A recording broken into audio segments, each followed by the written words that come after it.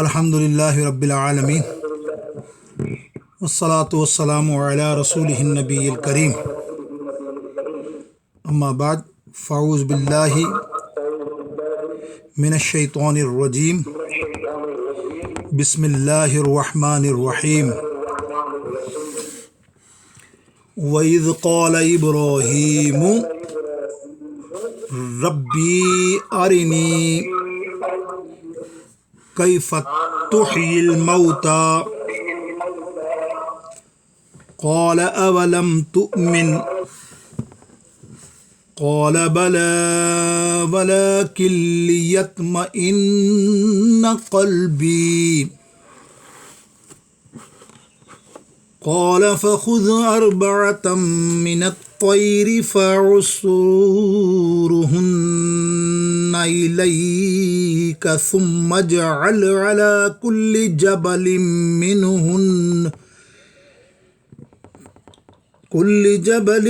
منهن جزءا ثم ادعهن يأتينك سعيا وَأَعْلَمْ أَنَّ اللَّهَ عَزِيزٌ حَكِيمٌ صدق اللہ مولانا العظیم رب اشرح لی صدری ویسر لی امری واحلل عقدۃ من لسانی یفقہوا قولی وسع ذنب من بیسر ساما مدد قبلہ دی مدد قربی ما مدد ان اللہ وملائکتہ یصلون علی النبی یا ایھا الذین آمنوا صلوا علیہ وسلموا تسلیما صلی اللہ علی النبی وآلہ وصحبہ صلی اللہ تعالی علیہ وسلم صلاۃ و سلام علیک سیدی یا رسول اللہ۔ اللہ رب العالمین کے نام سے شروع، اس کے پیارے حبیب علیہ الصلوۃ والسلام کی بارگاہ اقدس میں نذرانہ درود اور سلام پیش کرنے کے بعد آج ہمارے درس قرآن کے سلسلے میں انشاءاللہ سورہ بقرہ کی آیات 260 to 60 سے بیان ہوگا۔ بڑا مختصر ایکچوئل ہونا تین آیتوں کا تھا، 258 259 اور 260، لیکن تھوڑی آج وقت کی مناسبت سے کچھ میری ایمرجنسی ہے، تو اس وجہ سے انشاءاللہ عزوجل آواز نہیں آ رہی؟ اب آ رہی ہے آواز بیٹا؟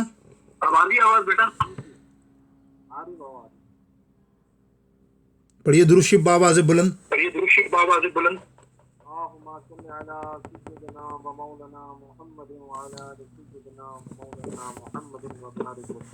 چلے گفتگو کرنے سے پہلے حضور پرنور سید عالم صلی اللہ تعالی علیہ وسلم کی بارگاہ اقدس میں اب آپ نے موقع دے دیا ہے روک کر، تو چند اشعار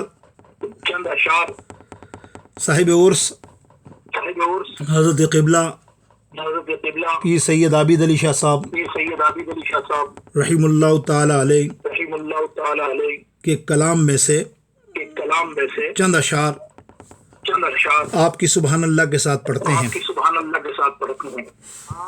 انشاءاللہ۔ پڑھیے صلی اللہ علیہ یا رسول اللہ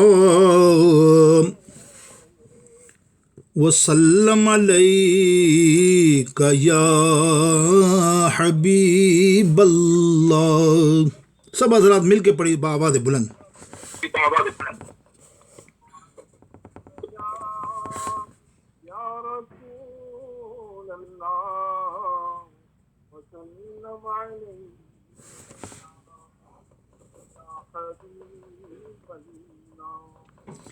اللہ نے وہ شان بنائی تیرے در کی،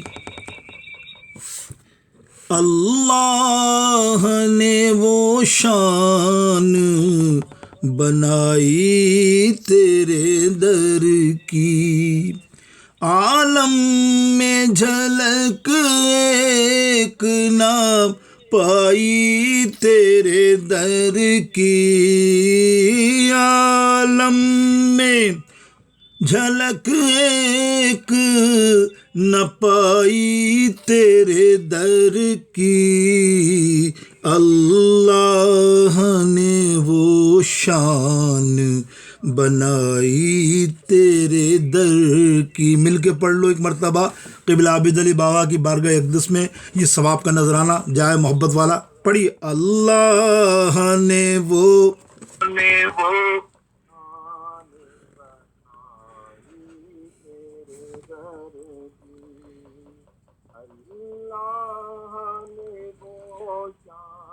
بنائی تیرے در، اور دیتا ہے خدا ان کو ضرورت سے بھی بڑھ کر، دیتا ہے خدا ان کو ضرورت سے بھی بڑھ کر، جو تجھ پہ لٹاتے ہیں کمائی تیرے در کی، جو تجھ پہ لٹاتے ہیں کمائی تیرے در کی، اللہ نے وہ شان بنائی تیرے در کی۔ مل کے پڑھیے، اللہ نے وہ شان بنائی تیرے در کی، اور جا پہنچے مدینے کی زمیں پر میری آنکھیں، اللہ رب العالمین مدینہ پاک سب کو لے جائے، اور یہ سلسلہ جو ہے بد نصیبی کا ہمارا نہ جانے کا، اور یہ بیماری کی اور یہ وبا کو اللہ دور فرمائے، سب کے سب عاشقان مصطفیٰ مجھ سمیت حاضری دیں، اللہ تعالیٰ اپنے حبیب کے صدقے ہمارے گناہوں کو معاف فرمائے، کہ جا پہنچے مدینے کی زمیں پر میری آنکھیں، جس نے بھی مجھے یاد دلائی تیرے در کی، جس نے بھی مجھے یاد دلائی تیرے در کی، اللہ نے وہ شان بنائی تیرے در کی، اور اس کا بھی زمانے میں بڑا نام ہوا ہے، اس کا بھی زمانے میں بڑا نام ہوا ہے، بخشش میں ملی جس کو گدائی تیرے در کی، بخشش میں ملی جس کو گدائی تیرے در کی، اللہ نے شان بنائی تیرے در کی، اور اللہ کرے لب پہ رہے جاری و ساری، اللہ کرے لب پہ رہے جاری و ساری، تا عمر یوں ہی مدحا سرائی تیرے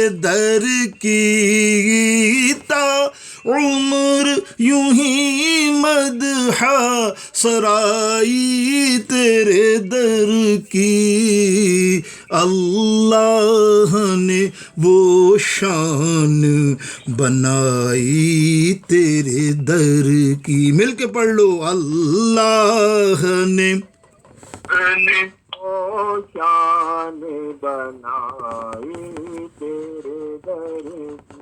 اور کیا مقطع ہے، سبحان اللہ، کہ عابد ہے میرے دل میں کہ ان ہاتھوں کو چوموں، عابد میرے دل میں ہے کہ ان ہاتھوں کو چوموں، کن کو؟ ارے جن ہاتھوں سے ہوتی ہے صفائی تیرے در کی، جن ہاتھوں سے ہوتی ہے صفائی تیرے در کی، اللہ نے وہ شان بنائی تیرے در کی، عالم میں جھلک ایک نہ پائی تیرے در کی، اللہ نے وہ شان بنائی تیرے در کی۔ صلی اللہ علیہ وسلم، صلاۃ والسلام علیک یا رسول اللہ وعلی آلک واصحابک یا حبیب اللہ، الصلاۃ والسلام علیک یا شفیع المذنبین۔ آئیے آیت کریمہ اور اس کا ترجمہ سنیے کنز ایمان شریف سے۔ اور جب ابراہیم نے عرض کی، اے میرے رب، وَإِذْ قَالَ إِبْرَاهِيمُ رَبِّ أَرِنِي كَيْفَ تُحْيِي الْمَوْتَىٰ، اے میرے رب تو مجھے دکھا دے کہ تم مردوں کو کس طرح زندہ فرمائے گا۔ اللہ نے فرمایا، کیا تجھے یقین نہیں؟ ابراہیم علیہ السلام نے عرض کی، یقین کیوں نہیں، مگر یہ چاہتا ہوں کہ میرے دل کو قرار آ جائے۔ اللہ نے فرمایا، تو پرندوں میں سے کوئی 4 پرندے پکڑ لو، پھر انہیں اپنے ساتھ مانوس کر لو، پھر ان سب کا ایک ایک ٹکڑا ہر پہاڑ پر رکھ دو، پھر انہیں پکارو تو وہ تمہارے پاس دوڑتے ہوئے چلے آئیں گے، اور جان رکھو کہ اللہ غالب حکمت والا ہے، وَاعْلَمْ أَنَّ اللَّهَ عَزِيزٌ حَكِيمٌ۔ نہایت یہ مختصر تھا، میں نے کنز ایمان شریف سے ترجمہ آپ کے سامنے پیش کیا، اور یہاں مفسروں کے قول کے مطابق، ویسے تو یہ میں نے کہا نا آپ کو 2 آیتیں پچھلی 259 اور 260 یا 258 یہ بلانگ کرتی ہے، ساتھ ہی ہے، یہ پورا درس ہونا چاہیے تھا لیکن وقت کی مناسبت نہیں تھی، تو اس کو ہم ذہن میں رکھیں انشاءاللہ، اس کو ہم خلاصے میں لے لیں گے۔ جیسے مفسرین کا ایک قول یہ بھی ہے کہ جب اللہ تعالیٰ نے حضرت ابراہیم علیہ السلام کو اپنا خلیل بنایا، تو حضرت ملک الموت اسرائیل علیہ السلام اللہ تعالیٰ کی اجازت سے آپ علیہ السلام کو بشارت دینے آئے۔ آپ نے بشارت سن کر الحمدللہ کی حمد کی، اور ملک الموت علیہ السلام سے فرمایا، اس خلت یعنی خلیل بنائے جانے کی نشانی کیا ہے؟ انہوں نے عرض کی، دلیل یہ ہے کہ اللہ تعالی آپ کی دعا قبول فرمائے گا، آپ کے سوال پر مردہ زندہ کرے گا۔ تب آپ نے یہ دعا کی کہ اللہ مجھے اور یہ میرے ساتھ یہ فرما جو آپ کو آیت کریمہ کے تحت بیان ہوا۔ یہ ایک جو مخصوص تھا معاملہ اس آیت کریمہ کے سلسلے میں۔ وَإِذْ قَالَ إِبْرَاهِيمُ، اب یہاں بہت سے مفسروں نے کلام کیا، دیکھا جائے تو یعنی اس سے پہلے جو آیتیں میں نے بتائی تھی، حضرت عزیر علیہ السلام کو حیات البعد الموت کے مشاہدہ کرانا، ان کو تعجب کا زائل کرنے کا ذکر تھا، اور اس آیات میں حضرت ابراہیم علیہ السلام کی حیات بعد الممات یعنی بعد الموت کی مشاہدہ کرنا، یعنی نمرود، اور اس سے پچھلی آیات جو ہم نے نہیں پڑھی اس میں نمرود اور مکالمے تھے، مناظرہ تھا ابراہیم علیہ السلام کے درمیان، ٹھیک ہے، جس میں ابراہیم علیہ السلام نے آخر میں فرمایا کہ تو سورج مغرب سے طلوع کر کے دکھا، تو وہ لاجواب ہو گیا۔ تو حضرت اس میں شک کیا تھا جو ابراہیم علیہ السلام نے یہ بات پوچھی، تو اللہ مردوں کو کیسے زندہ کرے گا؟ تو اس کی وجہ یہ نہیں تھی کہ ابراہیم علیہ السلام کو اس میں شک تھا یا اللہ کی قدرت میں شک تھا کہ دوبارہ زندہ کرنے کی کیفیت کا مشاہدہ کرنا چاہتے تھے وہ، کیونکہ انسان کی طبیعت میں اندیکھی چیز کو دیکھنے کا اشتیاق ہوتا ہے۔ اس کو مطلب ان کو بعث بعد الموت اور حشر نشر پر جو ایمان و علم و یقین کے درجے میں تھا نا، ان کو عین الیقین کے درجے میں ترقی دینا چاہتے تھے۔ امام احمد حنبل رضی اللہ تعالیٰ عنہ روایت کرتے ہیں، حضرت عبداللہ بن عمر یہ بیان کرتے ہیں کہ سرکار علیہ السلام نے فرمایا، خبر مشاہدے کی طرح نہیں ہے۔ جلد نمبر 1 مسند احمد۔ اس حدیث کو امام ابن عدی نے بھی اسی رمز میں بیان فرمایا، اور امام طبرانی نے بھی اس حدیث کو حضرت ابن عباس رضی اللہ تعالی عنہ کے قول سے ارشاد فرمایا۔ جو یہ سوال کیا تھا کہ انہیں دکھایا جائے اللہ مردوں کو کیسے زندہ کرے گا، تو اس کی وجہ یہ نہیں کہ حضرت ابراہیم علیہ السلام کو بظاہر شک کو تھا، یا آپ نے اس آیت کریمہ کے تحت اس کا مفہوم جو ہے وہ آپ نے سماعت کیا کہ اللہ رب العالمین سرکار کیا فرماتے ہیں، خبر مشاہدے کی طرح نہیں ہوتی۔ اس کی تائید میں 2-3 مفسروں کا آپ نے ریفرنس دیکھا۔ ابن جریج بیان کرتے ہیں حضرت ابراہیم علیہ السلام ایک راستے سے گزرے، اور دیگر محدثین، امام طبرانی بھی اور بہت سارے اور کتب حدیث میں موجود ہے، اس میں مختلف آرائیں ہیں۔ یہ میں ابن جریج کا بات کر رہا ہوں، ورنہ کسی نے آدمی کا کہا، کسی نے جانور کا کہا۔ حضرت ابراہیم علیہ السلام ایک راستے سے گزر رہے تھے تو انہوں نے دیکھا کہ راستے میں ایک مردہ گدھا پڑا ہے، جس کا گوشت نوچ نوچ کر درندے پرندے کھا رہے ہیں، اور جب درندے پرندے چلے گئے، اڑ گئے، اس مردہ گدھے کی ہڈیاں باقی رہ گئیں، بچ گئیں۔ اور دوسری ایک روایت کے اندر سمندر کے کنارے ایک ڈوبے ہوئے شخص کی لاش کو دیکھا ابراہیم علیہ السلام نے، جس کو مچھلیاں اور پرندے چرندے سب کھا رہے تھے، اس کا گوشت اور وہ ہڈی ہو گیا۔ یہ دونوں ہی اپنی جگہ بیان کی گئی ہیں کتب حدیث اور کتب تفاسیر میں۔ حضرت ابراہیم علیہ السلام کو تعجب ہوا اور کہنے لگے، اے میرے رب، مجھے یقین ہے کہ تو اس گدھے کو ان درندوں پرندوں کے پیٹوں سے جمع کرے گا۔ سنا جملہ آپ نے، وہی بات آ گئی، شک نہیں تھا، ابراہیم علیہ السلام کو یقین تھا، اے میرے رب، مگر تو مجھے دکھا کہ تو کیسے مردوں کو زندہ کرے گا۔ اللہ رب العالمین نے ارشاد فرمایا، کیا آپ کو اس پر یقین نہیں؟ عرض کیا کیوں نہیں، لیکن خبر معائنے کی طرح نہیں ہے۔ سمجھ رہے ہیں آپ؟ جامع البیان جلد نمبر 3 کے اندر یہ بات موجود ہے۔ اب قرآن پاک میں جن 4 پرندوں کا ذبح کر کے ان کے ٹکڑے کرنے کا بیان آیا، اس کی تفسیر میں امام ابن جریر نے روایت کیا ہے، امام مجاہد وہ بھی بہت بڑے مفسر ہیں، انہوں نے بیان کیا کہ 4 پرندے مرغ، مور، کوا اور کبوتر تھے۔ علامہ بیضاوی نے لکھا کہ بعض روایت میں کبوتر کی جگہ گدھے کا ذکر تھا۔ اس میں یہ اشارہ ہے کہ نفس انسانی کو حیات ابدیہ اس وقت حاصل ہوگی جب وہ اپنی شہوات اور حسن زیبائش کو ذبح کر دے۔ جو مور کی صفت ہے وہ دوسروں پر حملہ کرنے کا جذبے کو فنا کر دے۔ جو مرغ کی صفت ہے وہ نفس کی خساست اور گھٹیا پن کو دور کر دے۔ جو کوے کی صفت ہے وہ اپنی خواہشات کو جلدی پورا کرنے کی عادت کو دور کر دے۔ اور جو کبوتر کی صفت ہے اس کے وہ ایسی کہ حضرت ابراہیم علیہ السلام کو حکم دیا گیا، یعنی کبوتر کی صفت بھی عادت کو دور کرنے کے طور پہ بھی ہوتی ہے۔ حضرت ابراہیم علیہ السلام کو حکم دیا گیا ان چاروں پرندوں کو ذبح کر دو، ان کے ٹکڑے ٹکڑے کر کے بوٹیاں بوٹیاں کر کے چاروں طرف پہاڑ میں پھیلا دو،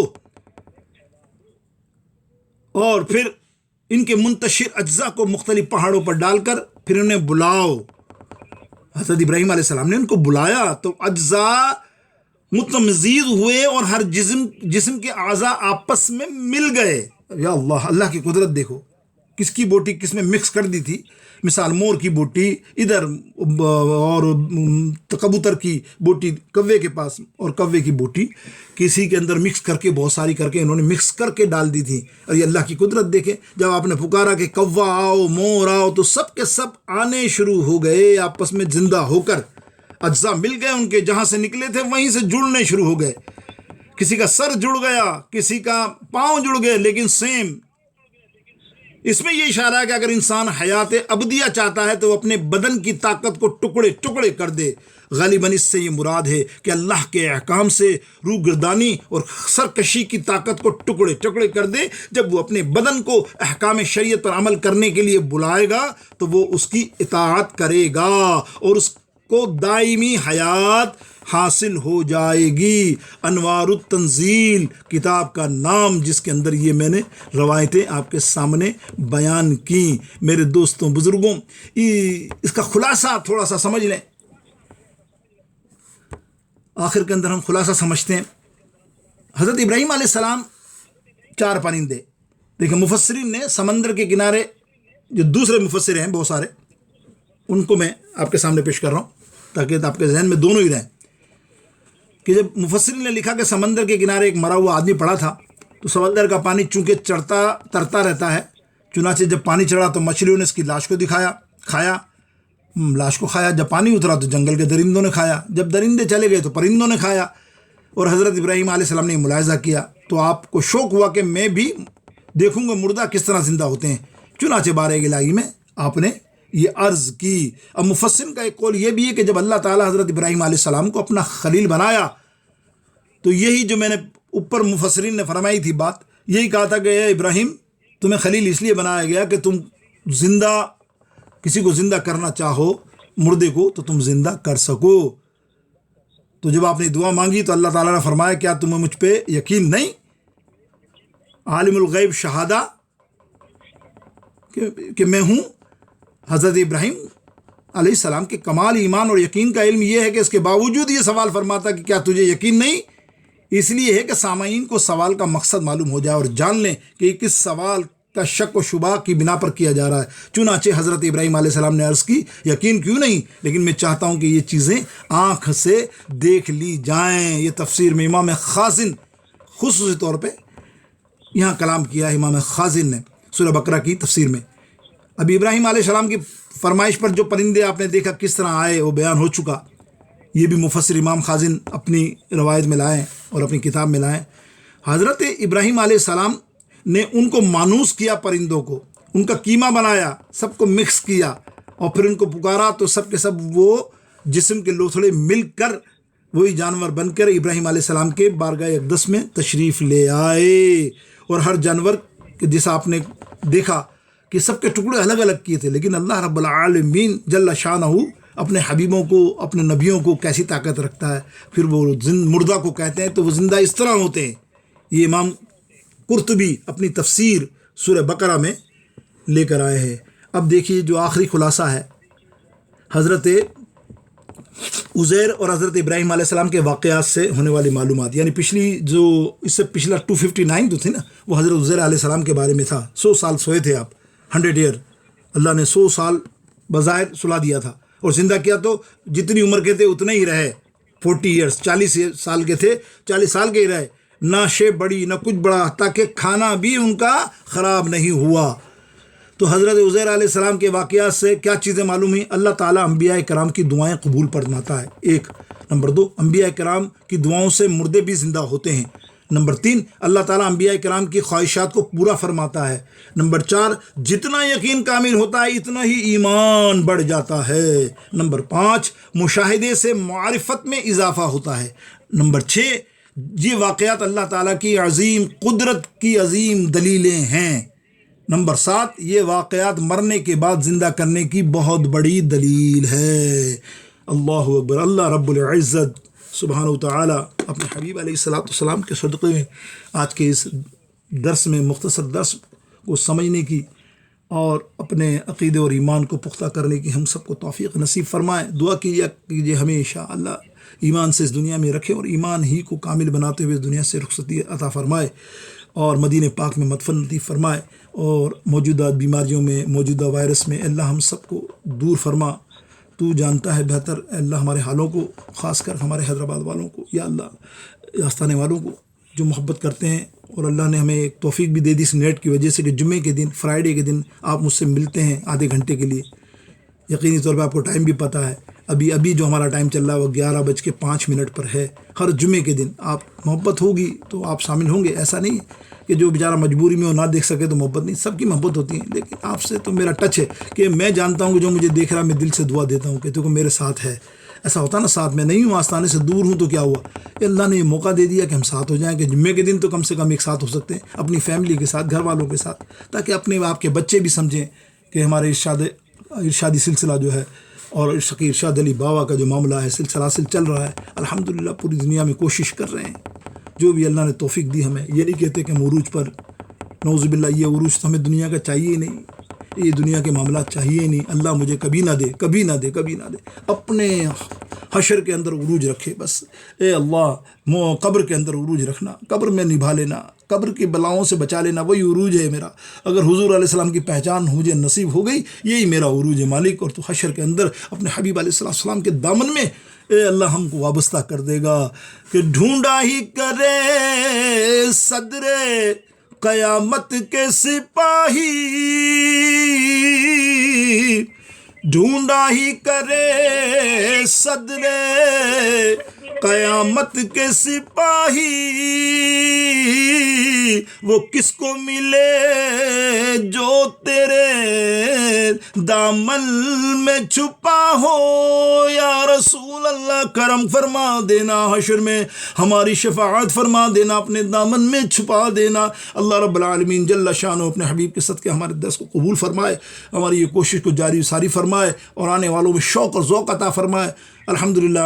الحمدللہ آپ سب کو ایک مرتبہ پھر عید مبارک۔ اللہ آپ سب کا بیڑا پار فرمائے، خاص کر کیشود والوں کا بیڑا پار فرمائے، جو اس دوران کسی کی وصال یا انتقال ہوا، اللہ ان کو جزائے خیر عطا فرما، ان کی مغفرت فرما، ان کی قبر کو نور سے منور فرما۔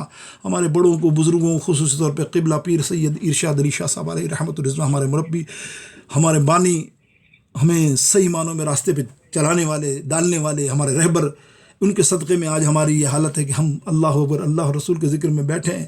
اے اللہ گمراہیوں سے بچے ہوئے ہیں، اور خاص کر ہم دعا کرتے ہیں عابد علی بابا، ابراہیم علی بابا کے لیے، اللہ ان کے درجات کو بلندی عطا فرمائے۔ تمام مسلمانوں کو، تمام کیشود والوں کو، تمام حیدرآباد کے باسیوں کو اللہ سب کے بیڑے پار فرما۔ صلی اللہ تعالی علیہ